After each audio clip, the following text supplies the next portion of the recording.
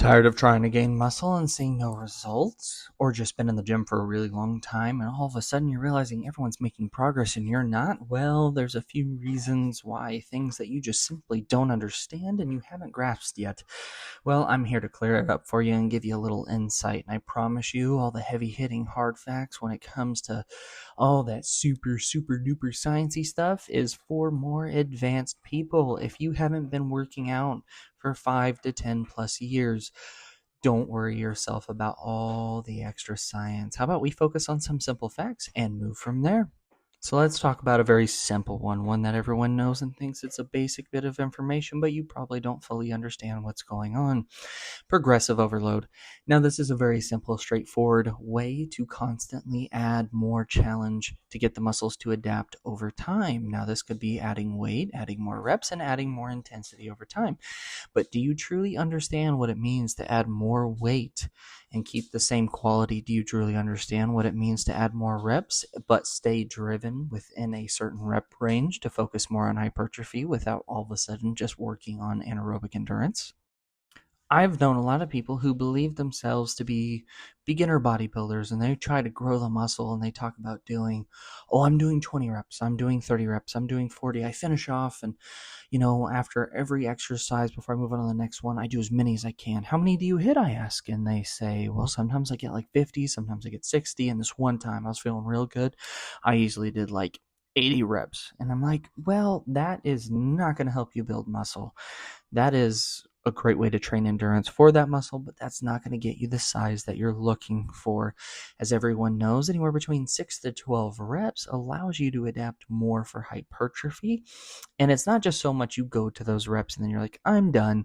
It's failing within that range. It's that intensity that you see Sam Sulek or TNF or JPG, any of those guys talking about, where you go to that rep range, but you're failing within that rep range. Like, that's all you can physically do. It's not just a matter of, yeah, I do 3 sets of 12 and then I move on to the next one and I'll do 4 sets of 10. And if you're not challenging yourself in those rep ranges, then you're not truly pushing yourself. Yes, you might be doing statistically based off numbers, you're doing what you need to do, but when it comes to challenging the neurological system and the musculoskeletal system, you're not getting the point. You're missing the point completely. It doesn't matter what weight you do. It doesn't matter how many reps you do. It doesn't matter what's going on. The intensity does not match the program. So if you're going in and it's like, yeah, I worked, but you didn't really challenge yourself, it's kind of pointless. Which leads me into workout intensity. What does it mean to work out intensely, in the tents like the circus? What does it mean to have an intense workout? Now, there's a few different scales that we can rate stuff on, and a lot of it has to be you're well in tune with your body and how stuff feels.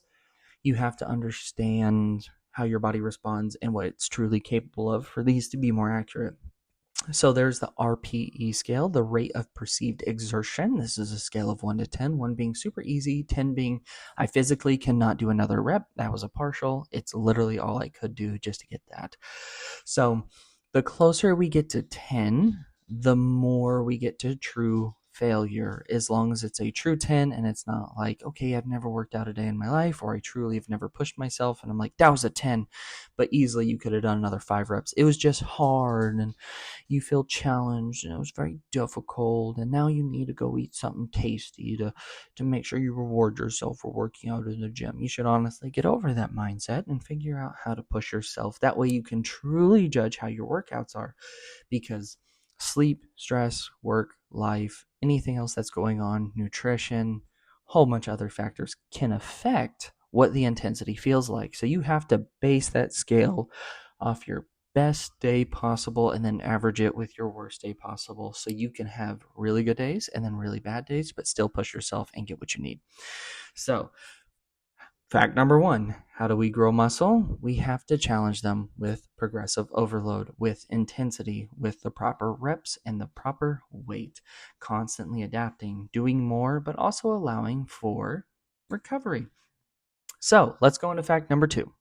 Fact number 2, we need a proper amount of protein. Now, some people, all they'll do is eat protein, or they'll fool themselves and say, man, I eat so much protein every single day and it just doesn't do anything.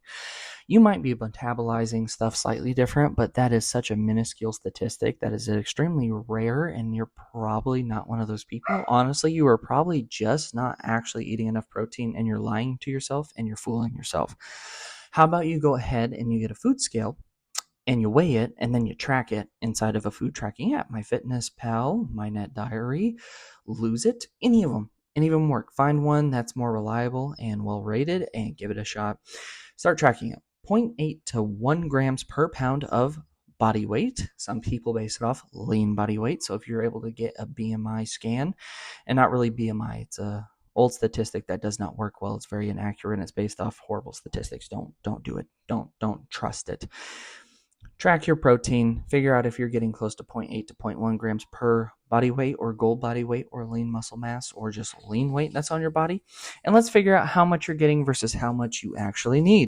Additional fact about protein is the more of a whole food source that you can get, or animal byproduct protein, the better that you're going to be able to use the amino acid profile that comes with that food and that protein source. Beef is rated really high. Some fishes are rated really high, but you have to take into account different food allergies, intolerances, as well as if you just have a lifestyle choice because of one reason or another. So if you don't eat animal byproducts or animal products at all for one reason or another, then you have to figure out good ways to get plenty of protein in. It just makes it a lot more difficult. So keep that in mind, but try to get as clean and whole food source food when it comes to protein as you can. That's going to allow you to utilize more amino acids. It's going to help you build more muscle efficiently, and overall it's just going to be better. So don't rely too heavily on protein shakes. Rely more on food such as eggs, lean meats, as well as fatty meats for the nutrition that comes within the animal fats. Feeling great. Not really. I'm actually already extremely tired, so time to finish getting a pump on the arms. Go to sleep. This is the next one, is that I'm just going to get quick and to the point, is that muscles grow while you sleep. You get stronger when you sleep. Your body recovers when you sleep. That gives your body time to repair and build. When you're relaxing, when you're sleeping, and your brain and everything else, they're not working super hard, and it gives your body the chance to repair and build itself back up. So shoot for plenty of sleep, 7 to 9 hours. Some people can sleep on less. It's very rare, but make sure you get plenty of rest so your body can adapt, grow, and heal. That way you can go into the next workout or anything else that you're doing from day to day, daily activities, work, or anything similar, and be better. So this one's a big one. Soreness isn't the goal. You don't have to feel sore every time you go into the workout. It's not about how sore you are or how often you're sore. I've talked to way too many people where they're like, oh my goodness, I had such a good workout. I hurt so bad. I woke up in the morning, I could barely move. That's not the point. You're not supposed to be chasing the DOMS, which is delayed onset muscle soreness. This doesn't mean you had a good workout. It just simply means that you worked something in a way your body wasn't used to, so it's having a repair. So don't chase the soreness. Don't push yourself too hard. Make sure you have plenty of time to recover. And remember, soreness is not an indicator of growth. That is not a thing. And if you believe that, then I'm sorry, you're wrong.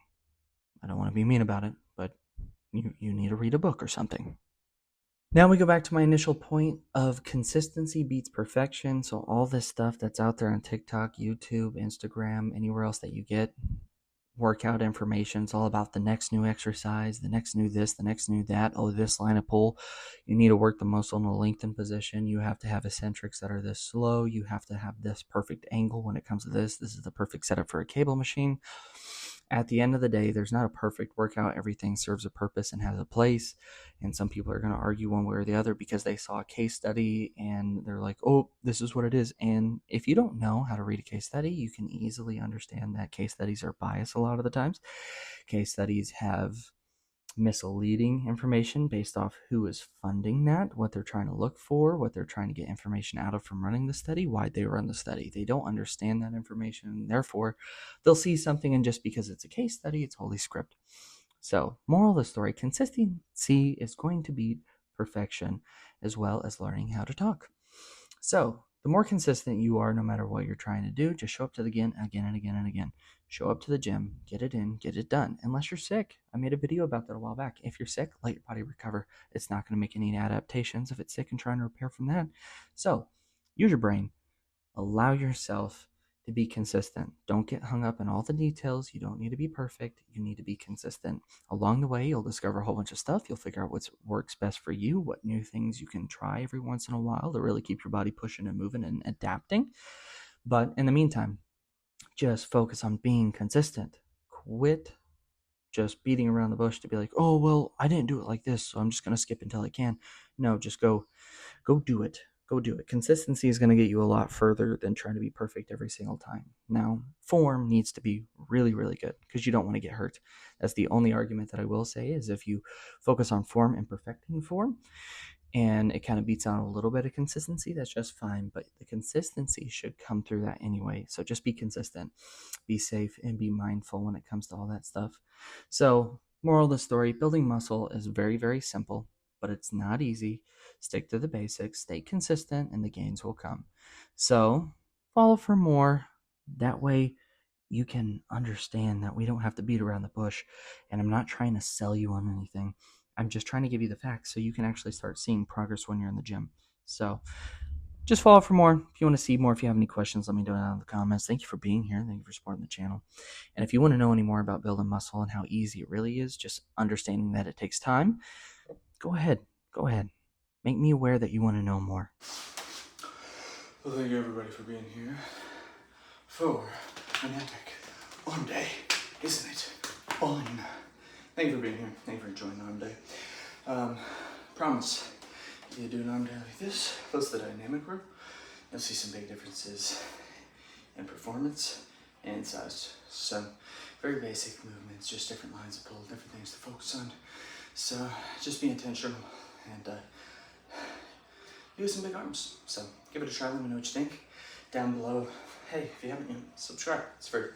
And let me know what you want to see in the future. As always, stay grind and stay smart, and of course, stay silly. I'll catch you all in the next video. Till then, later. Shimmy.